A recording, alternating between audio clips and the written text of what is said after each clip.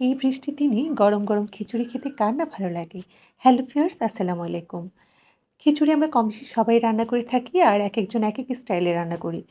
একজন ছোট ভাইয়ের অনুরোধ ছিল আমি কিভাবে খিচুড়িটা রান্না করি তা যেন শেয়ার করি। সেজন্যই আমার আজকে রেসিপিটি করা, তো শেয়ার করছি। প্রথমে আমি একটি কাপে করে ১ কাপ পরিমাণ মুগ ডাল আর ১ কাপ পরিমাণ মসুর ডাল নিয়েছি। আর মুগ ডালটাকে কিন্তু আমি আগেই ভেজে রেখেছিলাম। তো ভালো করে ধুয়ে পানি ঝরিয়ে আমি এক সাইডে রেখে দিচ্ছি। এবার আমি এখানে নিয়ে নিচ্ছি ৪ কাপ পরিমাণ পোলাওয়ের চাল।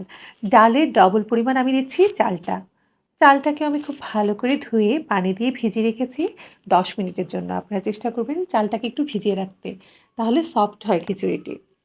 এবার চুলায় একটি প্যান বসিয়ে দিচ্ছি আর এতে ১ কাপ পরিমাণ তেল দিয়ে দিচ্ছি। এখানে তেলটা একটু বেশিই লাগবে। এখানে আপনারা সয়াবিন তেল কিংবা সরিষার তেল ব্যবহার করতে পারেন। তো তেলটা গরম হলে এবার আমি গরম মসলা দেব। আর এখানে ছিল ৬-৭টি এলাচ, ১ টুকরো দারচিনি, ৩-৪ টে তেজপাতা, কয়েকটি লবঙ্গ, কয়েকটি গোলমরিচ আর ৪-৫ টি গোটা লাল মরিচ। তো আমি এগুলো তেলে দিয়ে দিচ্ছি। দিয়ে হালকা একটু ভেজে নেব। হালকা একটু ভেজে নেওয়ার পর এ পর্যায়ে এখন আমি দিয়ে দেব ১/২ কাপ পরিমাণ পেঁয়াজ কুচি। আজকে আমি ভুনা খিচুড়িটাই কিন্তু আপনাদের সাথে শেয়ার করছি। আর আবার ভুনা খিচুড়িতে আজকে আমি মাংসটাও ব্যবহার করছি। এটিকে আপনারা চিকেন ভুনা খিচুড়িও বলতে পারেন, আবার এমনি ভুনা খিচুড়িও বলতে পারেন। কারণ আমি মাংসটা কিন্তু কম পরিমাণে ব্যবহার করেছি। পেঁয়াজটা দেওয়ার পর আমি ভেজে নেব পেঁয়াজটাকে নরম হওয়া পর্যন্ত। তবে একেবারে গোল্ডেন ব্রাউন করার কোনো দরকারই নেই। কিছুটা নরম হয়ে আসলে এবার আমি মশলাগুলো দিয়ে দেব। এখানে আমি ১ টেবিল চামচ পরিমাণ দিয়ে দিচ্ছি আদা বাটা আর ১ টেবিল চামচ পরিমাণ দিয়ে দিচ্ছি রসুন বাটা। তারপর একটু ভেজে নেব খুব ভালো করে যাতে মশলার কাঁচা গন্ধগুলো চলে যায়। খুব ভালো করে ভেজে নেওয়ার পর এই পর্যায়ে আমি এখন দিয়ে দেব শুকনা মশলাগুলো। প্রথমে দিয়ে দিচ্ছি ১ চা চামচ পরিমাণ হলুদের গুঁড়ো আর ১ চা চামচ পরিমাণ মরিচের গুঁড়ো। এখানে আমার মরিচের গুঁড়োগুলো অনেক ঝাল। আপনার ইচ্ছে করলে আপনারা বাড়িয়ে দিতে পারেন বা কমিয়ে দিতে পারেন। আমি আমার মরিচের ঝাল অনুযায়ী আমি এখানে ১ চা চামচ ব্যবহার করেছি। এরপর দিয়ে দিচ্ছি ১ চা চামচ পরিমাণ জিরা গুঁড়ো আর ১/২ চা চামচ পরিমাণ ধনে গুঁড়ো। এরপরেই দিয়ে দিচ্ছি ১ চা চামচ পরিমাণ গরম মসলার গুঁড়ো। দিয়ে খুব ভালো করে এবার ভেজে নেব। মশলাগুলো খুব ভালো করে ভেজে নিচ্ছি। এখানে কিন্তু আমি পানি এখনো দিচ্ছি না, কারণ আমার তেলের পরিমাণ বেশি আছে। মশলা পোড়ার কোনো ভয় নেই। খুব ভালো করে ভেজে নেওয়ার পর এ পর্যায়ে আমি দিয়ে দেব মাংসের টুকরোগুলো। এখানে আমি ১/২ কেজি পরিমাণ মাংস ব্যবহার করেছি। আপনারা ইচ্ছে করলে আরেকটু বাড়িয়ে নিতে পারেন। এখানে আসলে ভুনা খিচুড়িটা আপনারা যদি সবজি দিয়ে করেন, এই পর্যায়ে এসে সবজি দিতে পারেন। আবার যদি আপনারা মাংস দিয়ে করেন, এই পর্যায়ে যেকোনো মাংস হোক, গরু, হয়তো মুরগি, যেটাই ব্যবহার করেন না কেন, এই পর্যায়ে সেটি ব্যবহার করতে পারেন। এখানে মাংসটা সরে গেলেই কিন্তু ভুনা খিচুড়িটা হয়ে যাচ্ছে। আর চিকেনটা দিলে হচ্ছে চিকেন ভুনা খিচুড়ি, আর বিফটা দিলে হয়ে যাচ্ছে বিফ ভুনা খিচুড়ি। আসলে রেসিপিগুলো কিন্তু পাশাপাশি, শুধু কিছু ইনগ্রেডিয়েন্টস এদিক সেদিক হলেই আ নামটা একটু চেঞ্জ হয়ে যায়। তো মাংসগুলোকে আমি খুব ভালো করে কিন্তু ভেজে নিয়েছি এবং কষে নিয়েছি। ১০ মিনিট কষে নেওয়ার পর এবার আমি এখানে দিয়ে দিচ্ছি আলু। আমি আলুগুলোকেও মাংসের টুকরোর মতো করে চৌকো, চৌকো করে কেটে নিয়েছি। আলুটা দিয়ে মাংসের সাথে খুব ভালো করে আমি কষিয়ে নিচ্ছি। কষিয়ে নেওয়ার পর এ পর্যায়ে এখন আমি দেব গাজর কুচি। আমি একটি গাজরকে, এখানে ১/২ কাপ পরিমাণ গাজর আছে, একটি গাজরকে আমি চৌকো, চৌকো করে কেটে দিয়ে দিচ্ছি। দিয়ে এবার ভালো করে আবার একটু ভেজে নিচ্ছি। ভালো করে ভেজে নেওয়ার পর এ পর্যায়ে আমি ১/২ কাপ গরম পানি দিয়ে দিচ্ছি। গরম পানিটা দেওয়ার পর এ পর্যায়ে আমি এখন দিয়ে দিচ্ছি স্বাদমতো লবণ।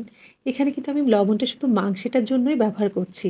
পরবর্তীতে যখন চাল ডাল দেব তখন আবার লবণটা এড করব। তাহলে আপনার লবণের পরিমাণটা খুব ইজি হবে দেয়া। তো আমি লবণটা দিয়ে খুব ভালো করে নেড়ে দিচ্ছি। এবার একটি ঢাকনা দিয়ে ঢেকে দিচ্ছি। আর ঢাকনা দিয়ে আমি এটিকে রান্না করছি ৫ মিনিট। ৫ মিনিট পর আমি ঢাকনাটা উঠিয়ে ফেলছি। উঠিয়ে দেখতে পাচ্ছি আমার মাংস, আলু, গাজরটা খুব ভালো করে কষানো হয়ে গিয়েছে। এখন এই পর্যায়ে আমি আগে থেকে ধুয়ে রাখা ডালগুলো দিয়ে দিচ্ছি। আপনারা অনেকে ভুনা খিচুড়ি রান্না করতে চাল এবং ডালটা একসাথে দেন। কিন্তু আমি আসলে এক্ষেত্রে একটু ভিন্নভাবে করি। সেটা হচ্ছে আমি ডালটাকে আগে ভালো করে একটু কষে নিই। ডালটাকে একটু সামান্য পরিমাণ সেদ্ধ করে নিই, তারপরে আমি চালটা ব্যবহার করি। তো আমি মাংসের মিশ্রণের সাথে ডালগুলো দিয়ে দিচ্ছি, দিয়ে খুব ভালো করে নেড়ে দিচ্ছি। ডালটা খুব ভালো করে ভেজে নেওয়ার পর এই পর্যায়ে আমি এখন একটি কাজ করছি, সেটা অনেকেই করেন আবার অনেকে করেন না।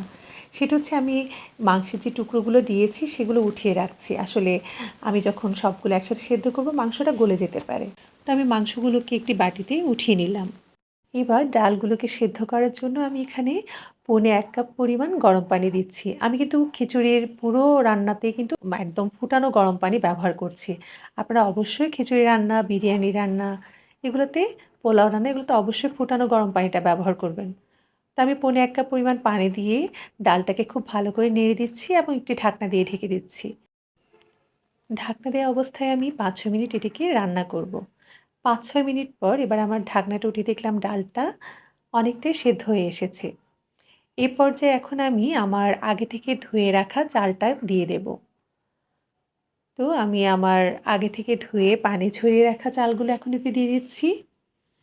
চালগুলো দিয়ে এবার খুব ভালো করে ভেজে নিতে হবে। ডালের মিশ্রণের সাথে খুব ভালো করে মিশিয়ে এটিকে প্রায় ৫ মিনিট ধরে এবার ভেজে নেব। ভেজে নেওয়ার পর এ পর্যায়ে এখন আমি দিয়ে দেব স্বাদমতো লবণ। আমি কিন্তু এখানে দুবার লবণ ব্যবহার করছি, একবার মাংস দেওয়ার সময় আর এখন চাল ডালের জন্য আমি লবণটা দিয়ে দিচ্ছি। আপনারা ইচ্ছে করলে একসাথেই লবণটা দিয়ে দিতে পারেন, তবে আমি এক্ষেত্রে দুবারই লবণটা ব্যবহার করি। লবণটা দিয়ে আমি আবার খুব ভালো করে মিশিয়ে নিচ্ছি। মিশিয়ে নেওয়ার পর এ পর্যায়ে আমি এখন দিয়ে দেব পানি। এখানে আমি ১.৫ লিটার পরিমাণ ফুটন্ত গরম পানিটা ব্যবহার করছি। আপনারা সবসময় মনে রাখবেন চাল ডাল মিলিয়ে যতটুকু হবে তার ডবল পরিমাণ পানিটা ব্যবহার করতে। তো আমার এখানে ১.৫ লিটার পরিমাণ পানি লেগেছে। পানিটা দিয়ে খুব ভালো করে আমি নেড়ে দিচ্ছি। নেড়ে দেওয়ার পর এই পর্যায়ে এখন আমি দিয়ে দেব আমার আগে থেকে উঠিয়ে রাখা মাংসের টুকরোগুলো। আসলে এটা পুরোই অপশনাল। আমি আমার মতো করে এভাবে করি। আপনারা না উঠালেও হবে। মাংসটা দিয়ে এবার আমি ঢাকনা দিয়ে ঢেকে দেব। ঢাকনা দিয়ে ঢেকে দেওয়ার পর এটিকে আমি প্রায় ১০ থেকে ১৫ মিনিট রান্না করব।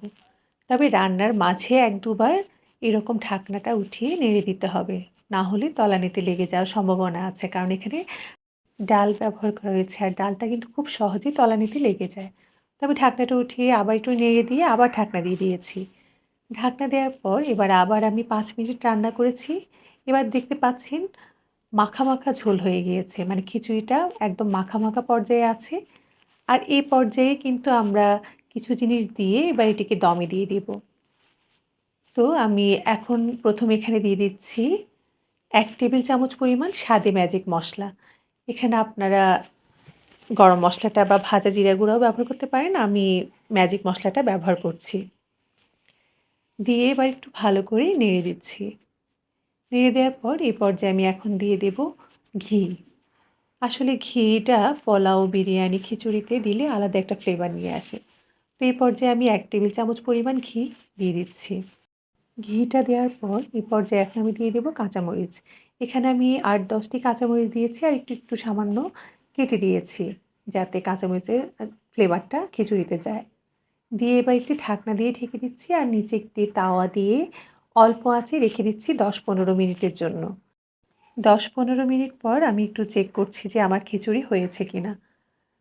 তো আমি দেখতে পাচ্ছি যে আরেকটু হবে, তো আমি এই পর্যায়ে এখন খুব ভালো করে নেড়ে দিচ্ছি। খুব ভালো করে নেড়ে দিতে হবে, কারণ নিচেরগুলোকে এমনভাবে নাড়তে হবে যাতে নিচেরগুলো উপরে চলে আসে। তো আমি নিচের খিচুড়িগুলোকে উপরে উঠিয়ে দিচ্ছি, দিয়ে আবার কিছুক্ষণের জন্য ঢাকনা দিয়ে দিচ্ছি। তো এভাবে আমি ঢাকনা দিয়ে আবার ৫ মিনিট রেখে দিয়েছিলাম। ৫ মিনিট পর আমি ঢাকনা উঠিয়ে দেখতে পাচ্ছি যে আমার খিচুড়িটা পুরোপুরি রেডি। আর আপনারা দেখতে পাচ্ছেন খিচুড়িটা কিন্তু খুবই সুন্দর হয়েছে। এবার পরিবেশনের জন্য আমি একটি প্লেটে তুলে নিলাম। আর এভাবে কিন্তু হয়ে গেল অনেক মজার চিকেন ভুনা খিচুড়ি। আমার রেসিপিটি ফলো করে আপনার বাড়িতে বানিয়ে দেখবেন, আশা করি ভালো হবে। আর আমার রেসিপিগুলো যদি আপনাদের ভালো লেগে থাকে লাইক কমেন্ট করে অবশ্যই পাশে থাকবেন, আর যদি বেশি ভালো লেগে থাকে একটু শেয়ার করে দেবেন। আর সবাই ভালো থাকবেন। আল্লাহ হাফেজ।